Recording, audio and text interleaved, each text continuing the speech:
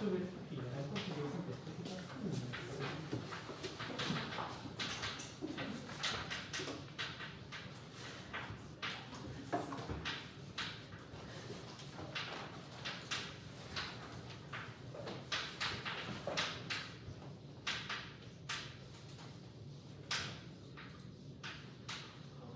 we took two main results, this one and then the other one about the rigidity of the initial body maps.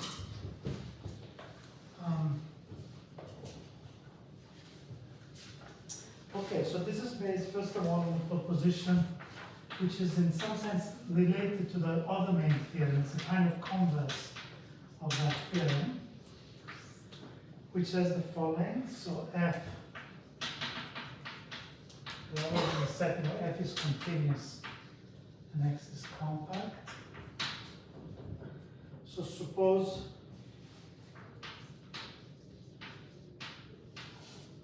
that for all constants, all continuous functions, C that exists, sorry, for all continuous functions, phi exists phi F such that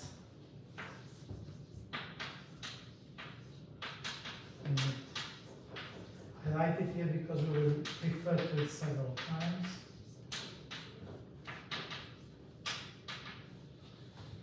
And the crucial point here is that this is for every initial condition.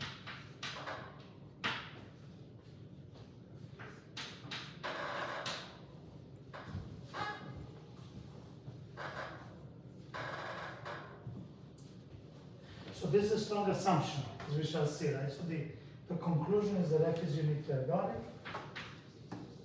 This is essentially the converse of the other theorem. But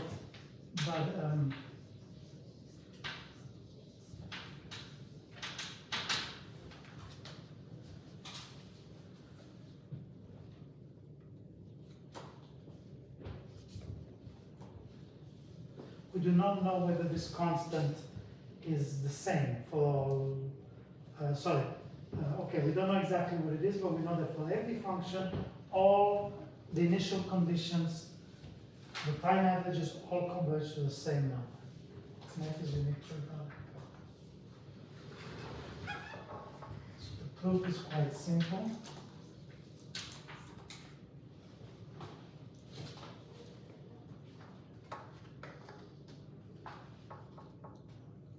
So we already know that for every probability, every ergodic invariant probability measure, this converges to the average, right? So by Birkhoff,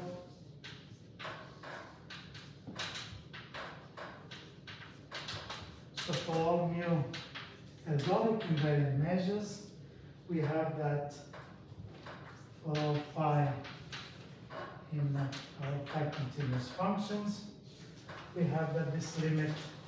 So we have the phi f, where we have that the limit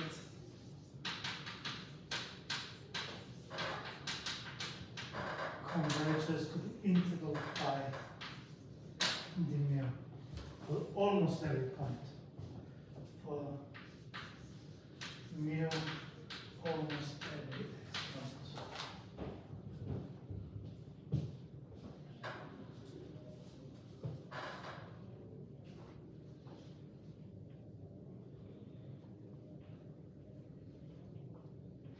We're assuming here, right? So we're assuming this. So if we suppose by contradiction, we need to show that there cannot be two ergodic measures, right? So suppose by contradiction, if mu1 and mu2 are ergodic measures, and mu1, okay, if mu1 and mu2 are ergodic measures, then what we get is that for every continuous function, this limit is fixed, does not depend on the measure, and since it converges to phi d mu, then this implies that the integral of phi d mu 1 is equal to the integral of phi d mu 2, right, for all continuous functions. And this implies that mu 1 is equal to mu 2.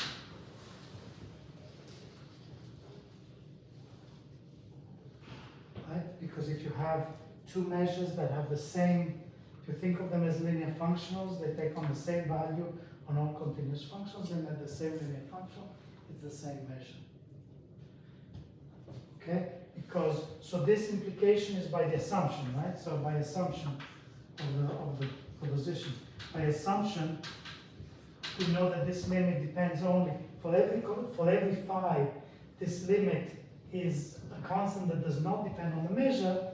So, but in this case, this limit is also the integral of phi with respect to the measure mu1 and integral with respect to the measure mu2, so that the same.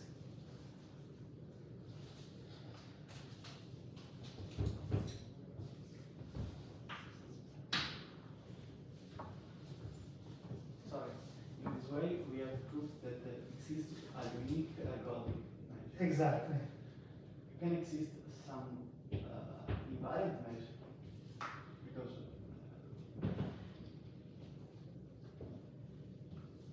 maybe there is some invariant measure with only one point tau.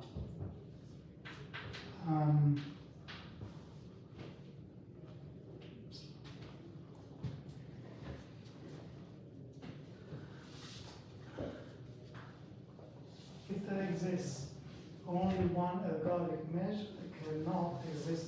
Let's see, if there was any ordinary measure. So the ergodic measures are the extremal points. And so, sorry? It should be compact, right? It's a compact convex set. So it's compact, so it And can so if it had more invariant measures, it would also have more extremal points. It will be half line and it has the end. It's compact. Yes, it's a compact convex subset because X is a compact space and F is continuous. It's one of the canons, yes. But thank you, you're right. This is an important point to remember about the structure of these ergodic measures.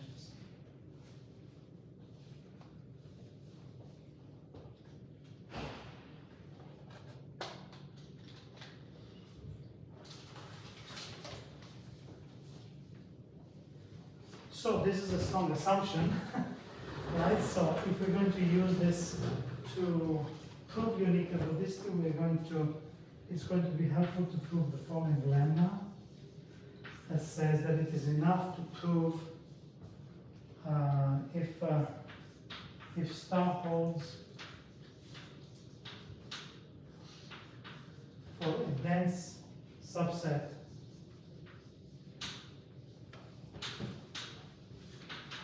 phi in the space of continuous measures, then it holds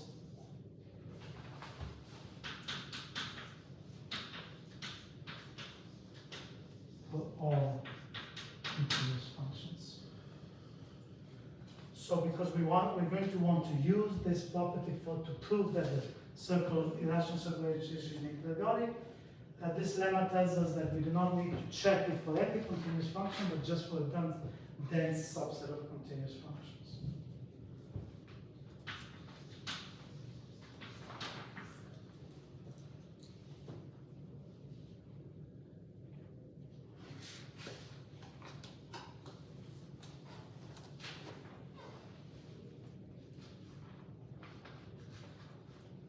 Okay, so this, suppose we have this dense subset, and then if phi belongs to this dense subset, then what we have is that this holds, okay? This implies that the limit, let me introduce this notation actually, it's useful, is the kind of Birkhoff averages Bn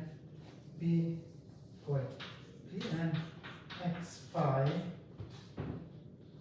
This is just, so I don't have to write this limit all the time. I don't know why I didn't introduce it before.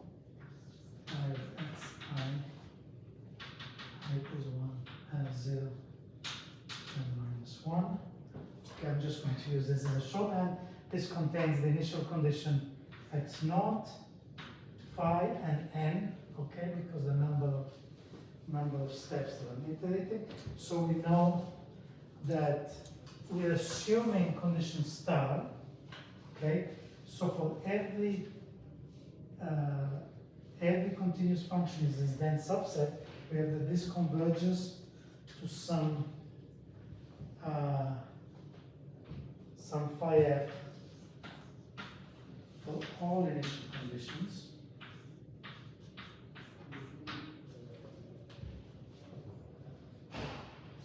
Okay, now let psi be some arbitrary continuous function. Okay, then we can assume, we can choose and for all epsilon, let phi and phi such that, so this is a compact subset, so we're taking the supreme norm, x and x, of phi of x minus psi of x is less than epsilon, right? So we take a continuous function that is epsilon close out of this dense subset. And this implies, okay, you can easily check that this implies that bn x phi minus bn x psi is less than epsilon, right? Because this is just these averages of these functions evaluated in the same points. And so you take the average, so this is also less than epsilon.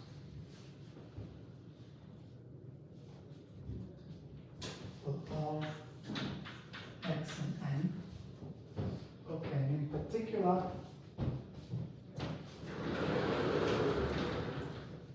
so therefore, there exists n0 depending on epsilon such that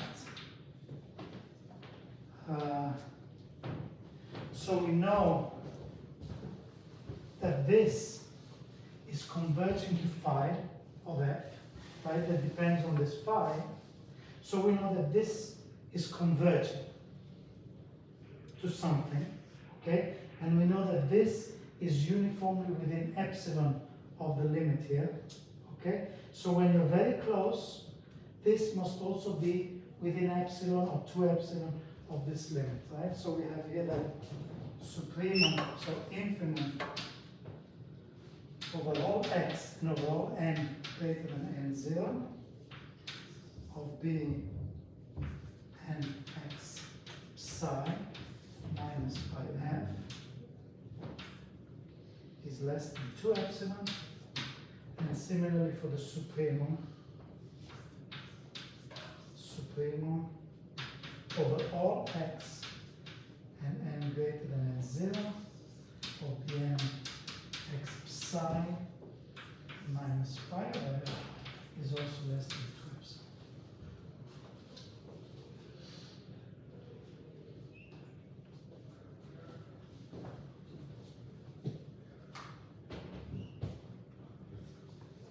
So an important point is that this is independent of x, right?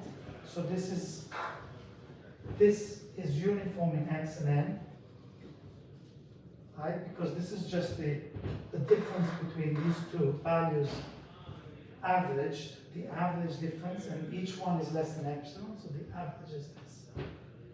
Okay? And so what this means, these two are the same, okay? Which means that the supremum and the infimum are themselves close to each other, right? So this means that the supremum of all x and 0 of bn x psi minus the inf of x and greater than equal to 0 of bn x psi is less than 4 epsilon.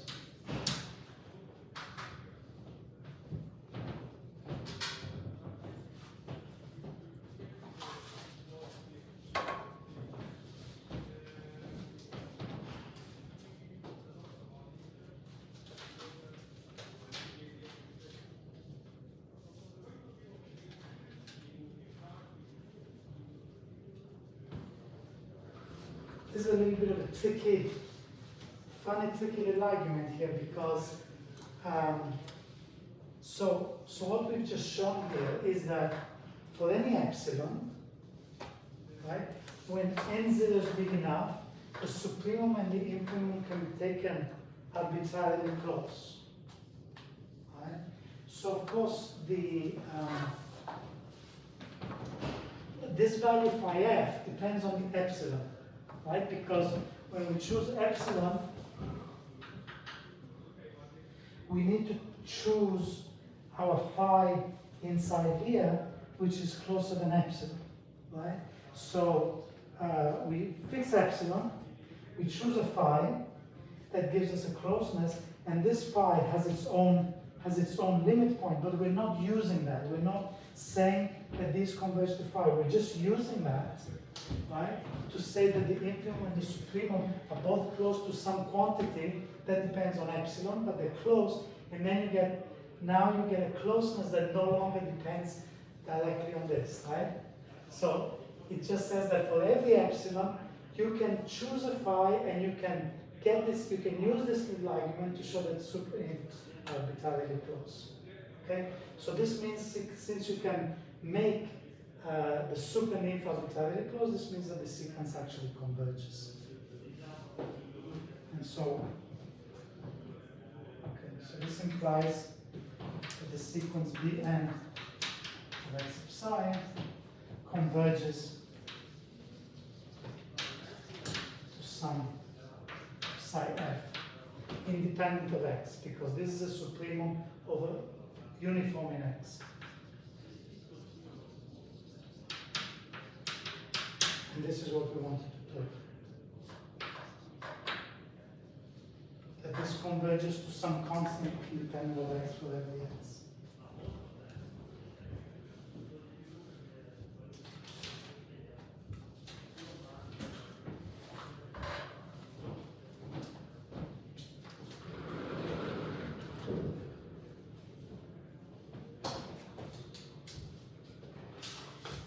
Okay, so finally all that's left now is to do this with the irrational circle rotations. So proof of theorem.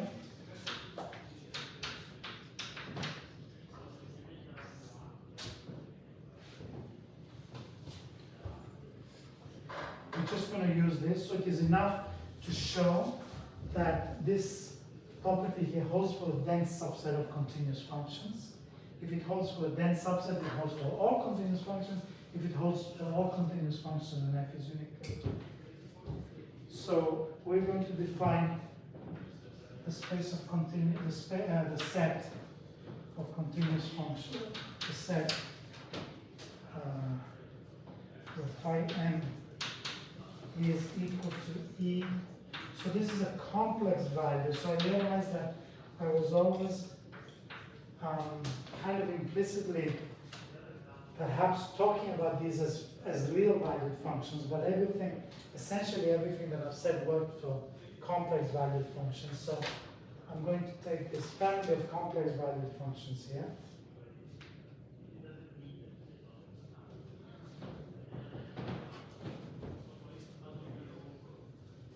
And then we have, so first we're going to show that this condition star holds for these functions, then we're going to take linear combinations of these functions, then linear combinations are going to be dense in all continuous functions. So the key point is to show that we have this for these functions, that they converge to something independent of x. And so notice that phi m in xj, so this is phi m of x. So phi m of x, this is the x here, right? This is where the function is evaluated on the unit circle. So phi m of x on the interval. So phi m of xj is equal to e 2 pi I m xj. Xj is the orbit of x naught. So let x naught in S1, right? And then we calculate phi m along the orbit, and this all of it is just e to the 2 pi I m. This is x naught plus j b. So in the notes I use alpha, but b, okay? The mod 1 here is implicit in this function, right? It's automatically mod 1. And this is equal to e to the 2 pi I m x naught times e to the 2 pi I m j b. And this is just the initial point that we started with, so this is just equal to e to the 2 pi I m j b phi m of x naught.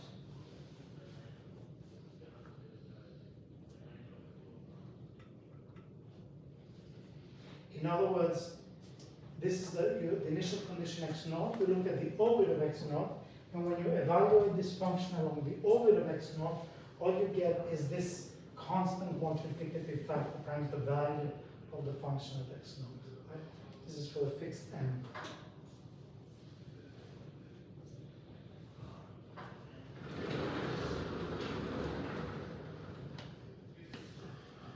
And then we have just a not very exciting calculation here.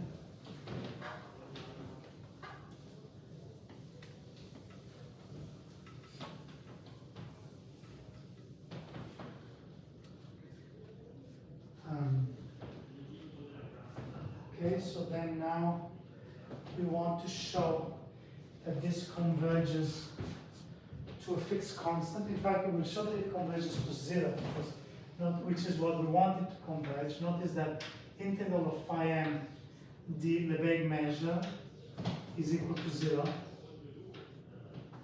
right? Because this is just cosine. It's just a cosine plus I sine. I is a full circle, so the positive and negative cancel out. So the integral of each phi m is just 0. So that's the constant, of course, that it's going to have to converge to, right? Because by Birkhoff's Ergodic theorem, for almost every point, it will have to converge to that. So we're going to show that it converges to that for every point, right? And so we just write j, because now we've got this other I here. So phi m of xj. We want to show that this converges to 0. They take norms because they're complex valued functions. And we write 1 over n. This is just as we said before, j equals 0 to n minus 1 of e 2 pi I m j b times phi m of x naught.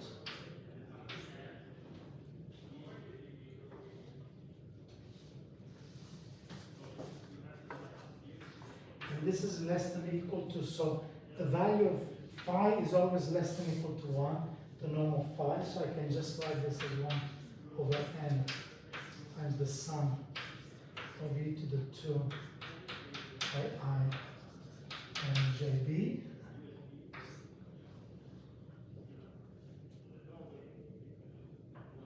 Which I really want to write actually as, let me write it like this.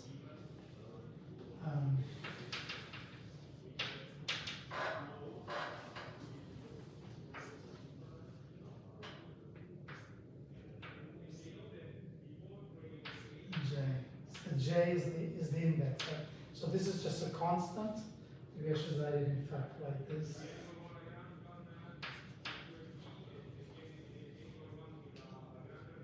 E2 pi IMB is fixed. I take this to the power j.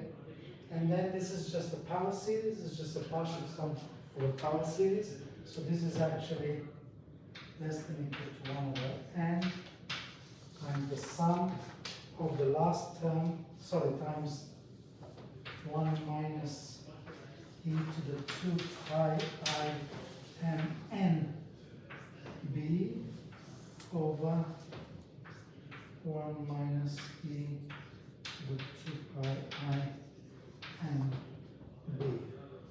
So we have, this is just the sum of xj from I equals, from j equals 0 to n is less than 1 minus x n plus 1 over 1 minus x. I'm just using this formula.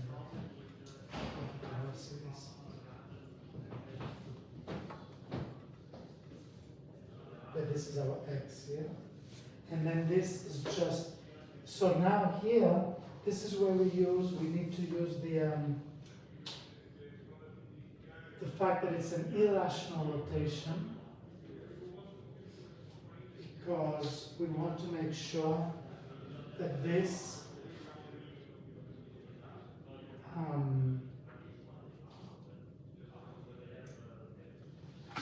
is never 0. Right? B is irrational. Since B is irrational, 2 pi I MB is never MB is never an integer. So this is never 0 modulo 1. So this is never 1. So the denominator never vanishes. Okay, so here use the fact that because B is irrational, denominator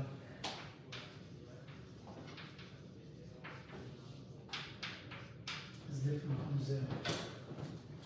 And so this is just less than or equal to 1 over n, 1 over 1 minus e to the 2 pi I and b. Okay, maybe I should have some absolute value here. And this is just got 1 over n, so this converges to 0. Because this is fixed, this does not depend on n anymore.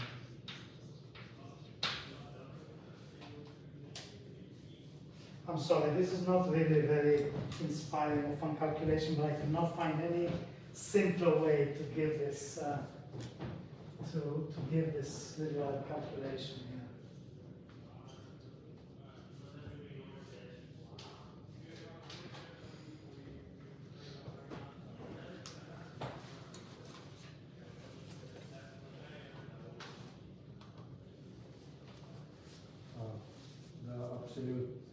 The absolute value is on the inside of the sum, I think, in the inequality. This one here? Yeah. Yes, we'll bring it to the inside.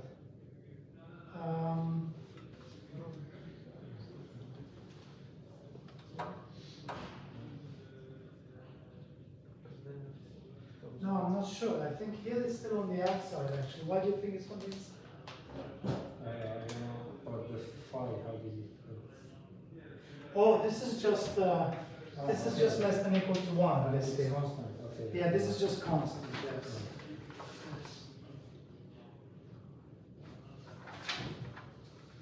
It's constant and its norm is less than or equal to 1 because it's on the circle.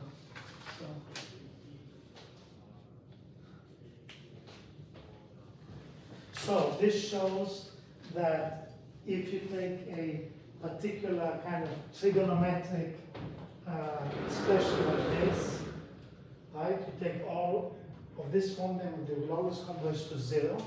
So in particular, they satisfy this condition here with pi of f equal to 0. And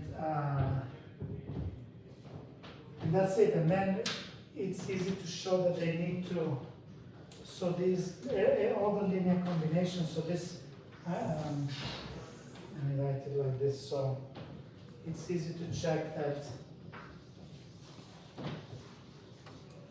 Bn x phi plus Bn, Bn, Bn of the sum, so Bn of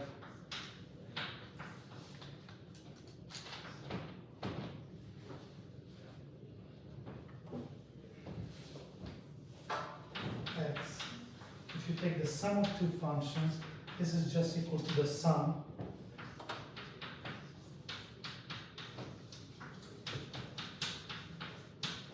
you can just check that, it's obvious. And which means that these will all, so if you take any linear combinations of phi and psi, they will all also converge to 0. Okay, so you get the same results for all linear combinations, and then it's a standard result that all the linear combinations of these are dense in the space of continuous functions. So this is basically a special case of the Stone-Weierstrass theorem on the space of continuous functions. Okay.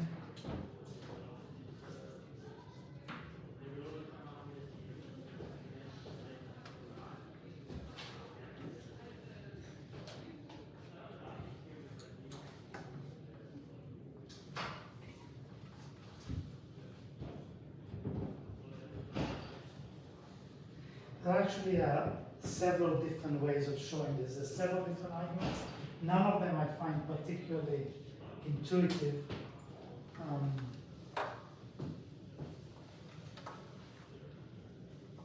Okay.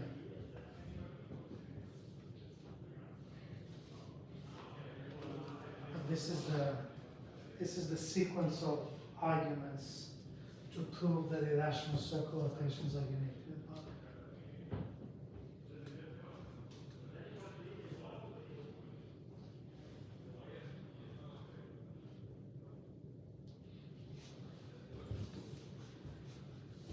Okay, so to finish, let's prove the converse of this proposition, which is which I stated as a theorem before, which in some sense is the stronger direction, right? So here we have well, in both cases, both the assumptions and the conclusions are fairly strong, but what is in some sense, from my point of view, more interesting is the converse of this, that if F is uniquely ergodic, then it implies this. So let me state this again, and then we'll prove it.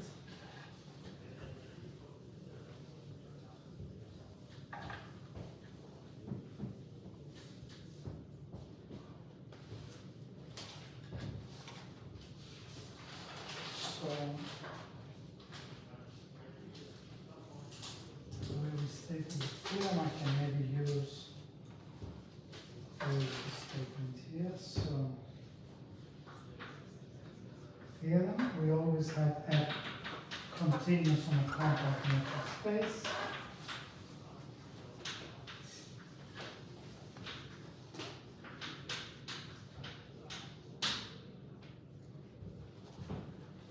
So now we suppose mu is uniquely ergodic.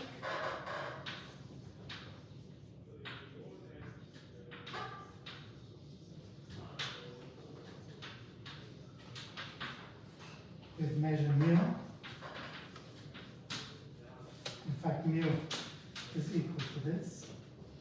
So there's only one measure. Okay, then star holds. Let me just start. And star holds. Then, okay, well, let me write it because here we have slight additional information.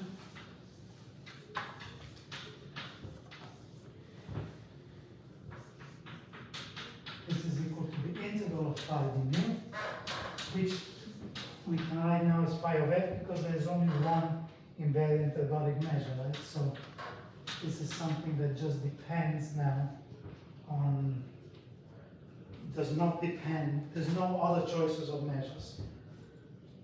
Okay, so what we're saying, however, as I emphasized last time, the key difference here from Birkhoff's ergodic theorem is that Birkhoff's ergodic theorem says that this holds for this limit holds for almost every point, and what we're saying here is that this holds for every point, and now this limit does no longer depend on mu because there's only one mu. That's this is for all x not x.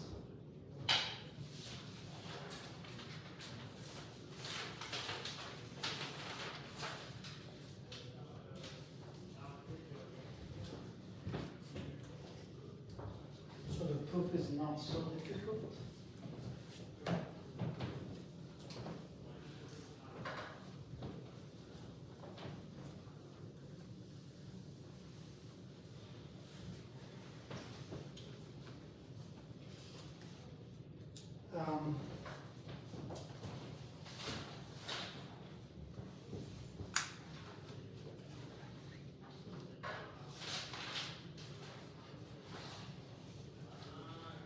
Okay, so let's suppose that this is by contradiction.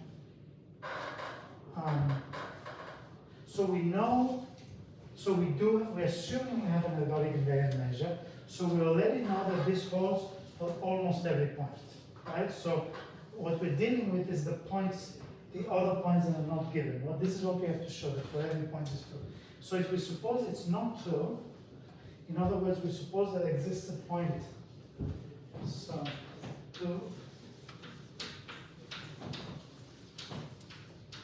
suppose star is false, okay, which means there exists some continuous function, and there exists some initial condition x0 in x, for which that does not hold, right? So what does it mean that it does not hold? It means that this sequence does not converge to this. It may have a subsequence that converges to this, right? But if it does not converge, it must also have a subsequence that is bounded away from this, right? So this means that there exists subsequence and k such that subsequence I equals 0 and k minus 1 of phi xi minus phi of f is greater than equal to epsilon. So there exists epsilon.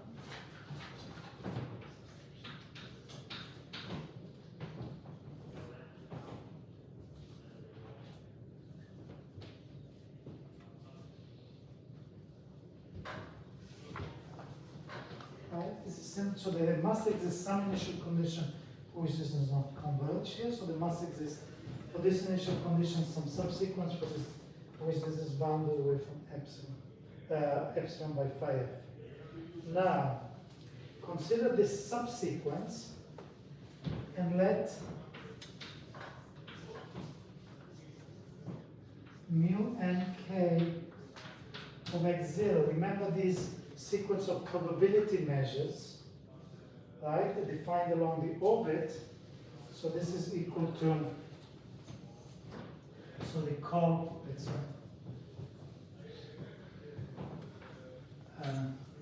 okay, consider these probability measures, and then we have that if you take the integral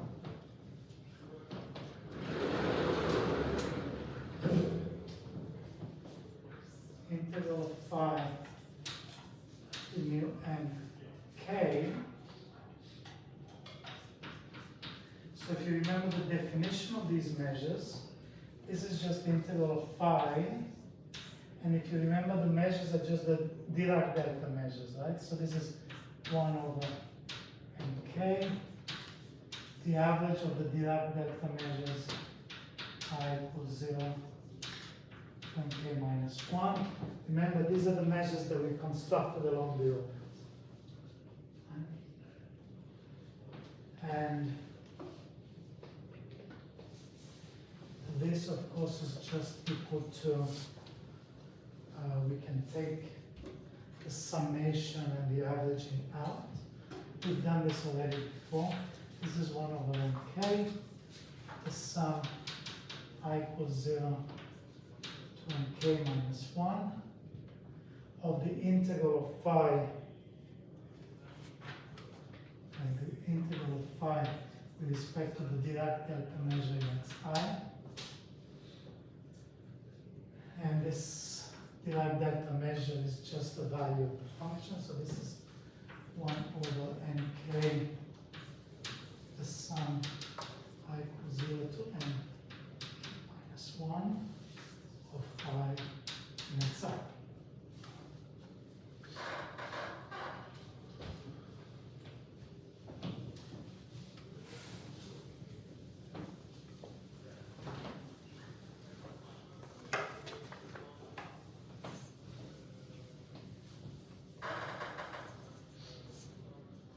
So really what we are looking at, we've got a subsequence that, we've chosen a subsequence that does not converge to what we want to.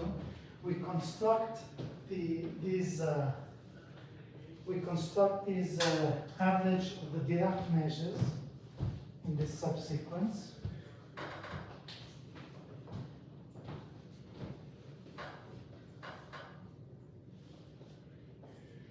And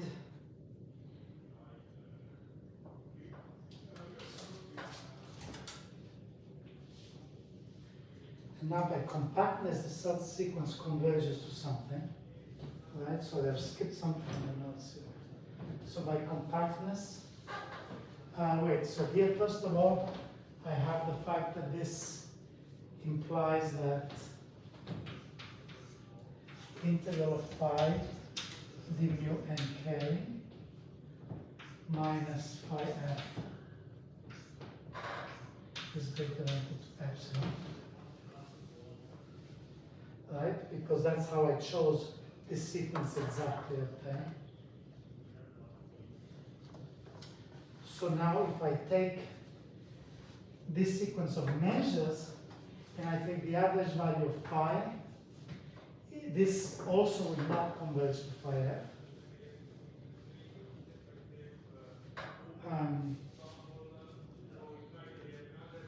Yes, and now by compactness, so wait, by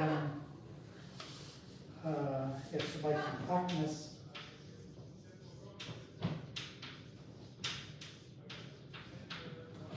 of the space of probability measures in X, mu and k has a convergent subsequence, right? So at the moment, we don't know whether mu and k, so there exists mu n k j, right? A subsequence of this subsequence of measures, which converging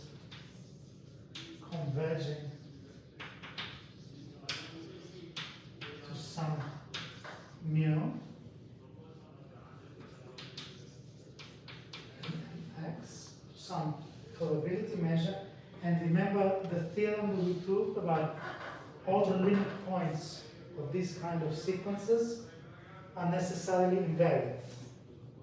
Right? This was one of the main theorems that I emphasized. So by a proposition, so we know that mu is invariant.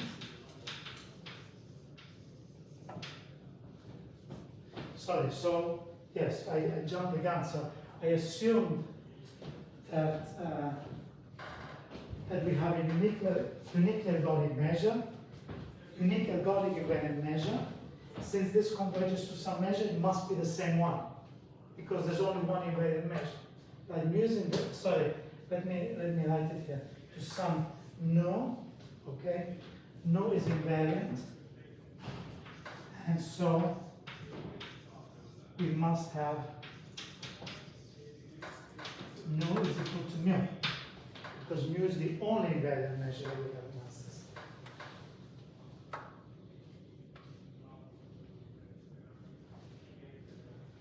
Mu is invariant by proposition by previous theorem.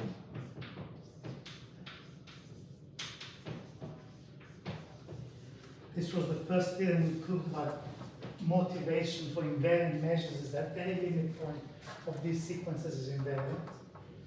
And so we must have nu equals to mu, okay? And so this implies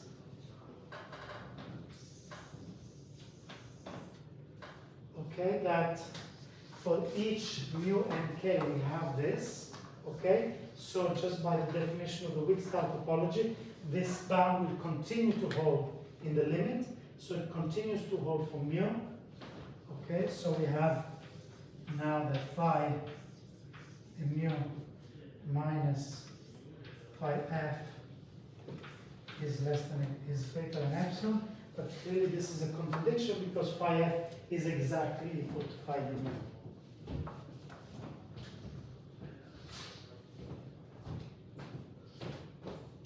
This is a contradiction.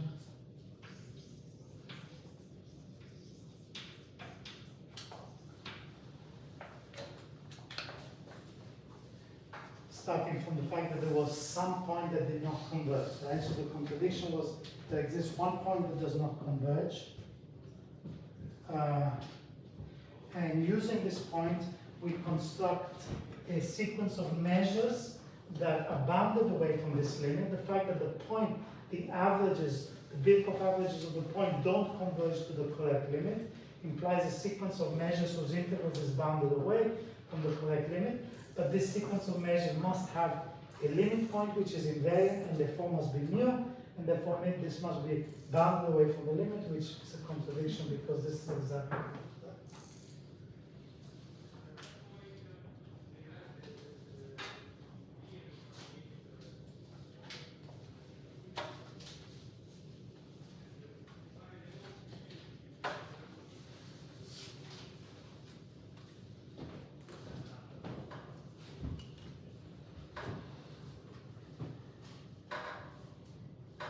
okay, this proves that.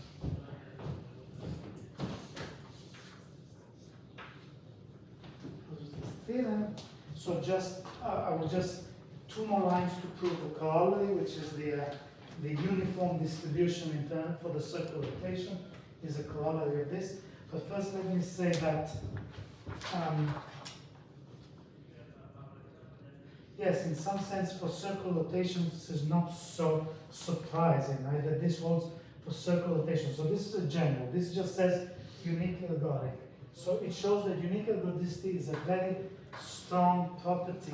It really means that there's no, it means that the system is very rigid, okay? And there are many examples besides, very many interesting examples of unique ergodic systems. It's a non-trivial thing to prove unique ergodicity. Also for flows on manifolds, geodesic flows, there's a lot of very deep results on this. It really means that it goes so much beyond Birkhoff's ergodic theorem. And this is what I just want to emphasize, is that the big step is going from almost every to every is a very big deal, right? And this is what this does. It says that every point has nearly the same limits and the same statistics. Every single point. For irrational rotations, once you digest this a little bit, it's kind of obvious. It would be surprising if it was not the case, right? Because everything, if you take 2 points, it's an isometry, it's a translation. Every 2 points stay the same distance apart, so what one point does, the other point does. Every point pretty much does the same thing, right?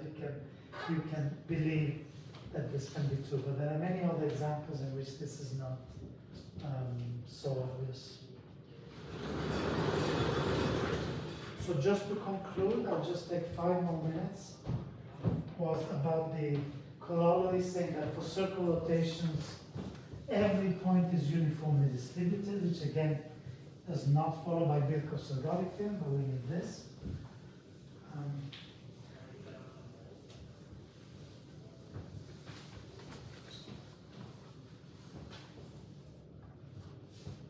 So the corollary.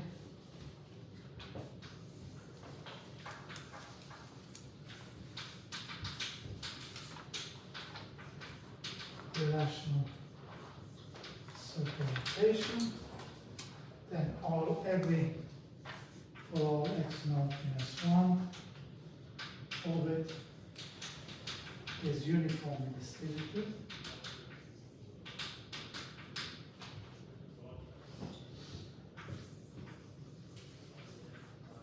So let A be some arbitrary interval AB in S1. So we can approximate this by continuous functions, continuous phi and psi, okay, such that so we have 2 properties. We have that phi is always less than or equal to the characteristic function of the interval AB.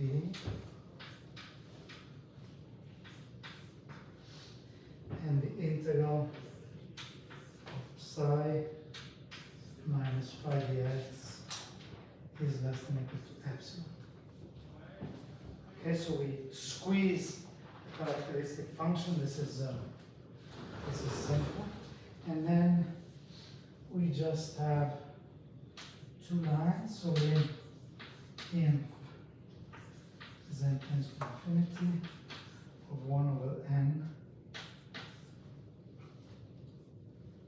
sum I equals 0 to n minus 1 of the characteristic function AB in the orbit. So we're just looking at this. So what we're interested is this, right? So this is a different way of writing the average, counting the number of the average number frequency of returns. So we're going to do this for the limit, the little soup of the same thing.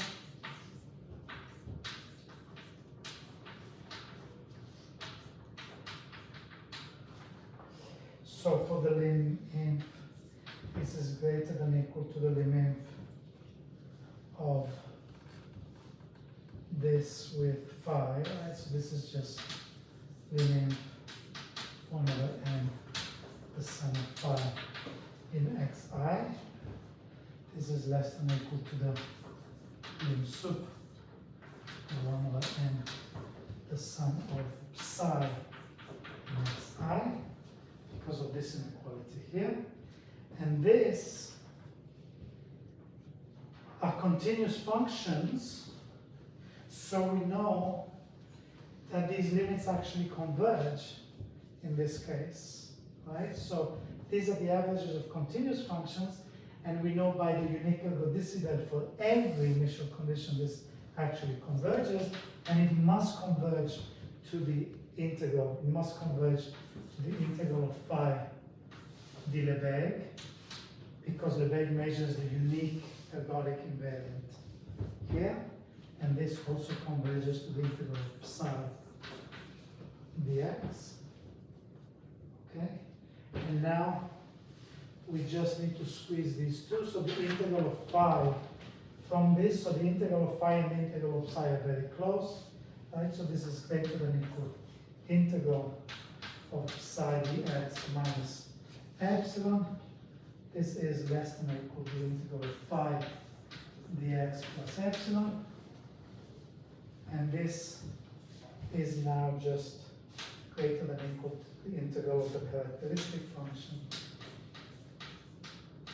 AB minus epsilon. This is less than or equal to the integral of the characteristic function, which is just the length, of course, of the interval plus epsilon.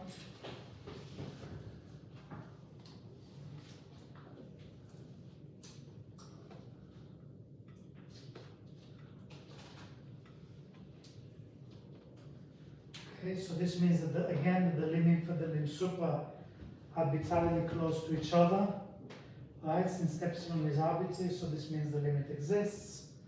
And if the limit exists, it means this frequency exists, and so it converges exactly to the circle. It converges exactly to the integral of the characteristic function, which is just the size of the interval.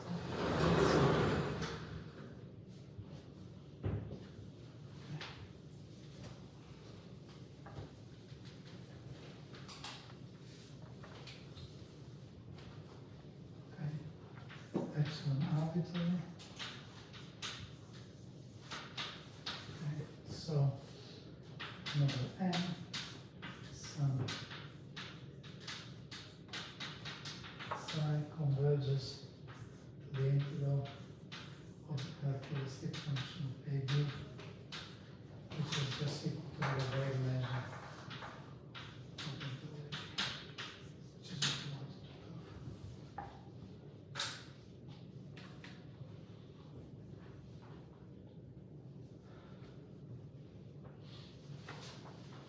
Sorry, but I not understand why the limit of the sum of phi xi is equal to the integral.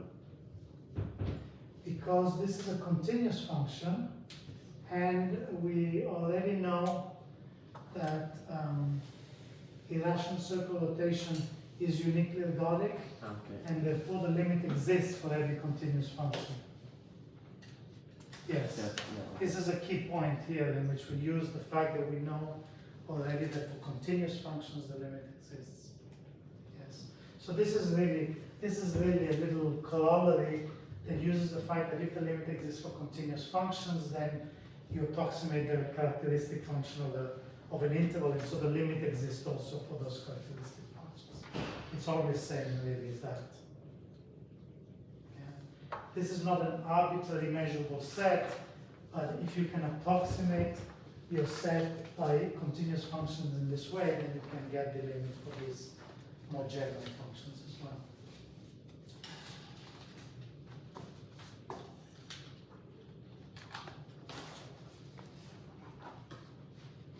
Okay, so sorry I kept you a little bit longer.